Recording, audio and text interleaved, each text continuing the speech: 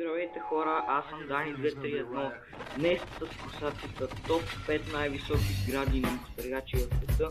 На пета позиция се нарежда Тайпе 101, Тайпе столицата на Тайван, която граничи с Китай. Този небостъргач, който виждате в момента, е висок 449 метра. Разполага с над 100 етажа. На първите етажи може да се насладите на търговски център и магазини, а на последните на офис.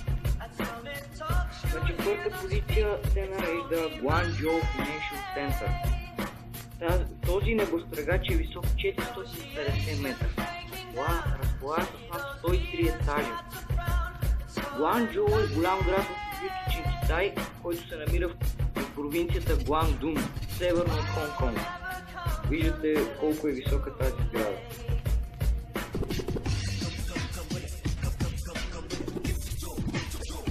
На трета позиция World World Tower. Намира се в Южна Корея, в столицата Сеул. Нейната площ е 304 081 квадратни метра. Висока е 555 метра и разполага с над 120 етажа. Това си е просто рекорд за Южна Корея. На втора позиция Шанхай Тауър.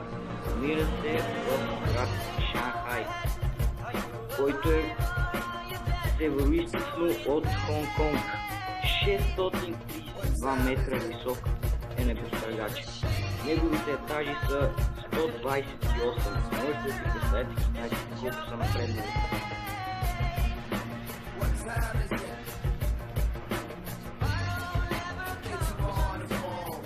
И на първа позиция, напълно заслужено, Бурдж Халифа, Дубай.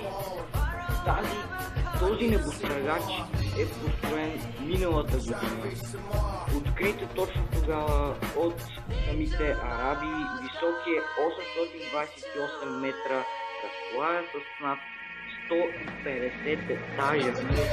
Знаете каква е гледката. Там виждате абсолютно всичките емирства.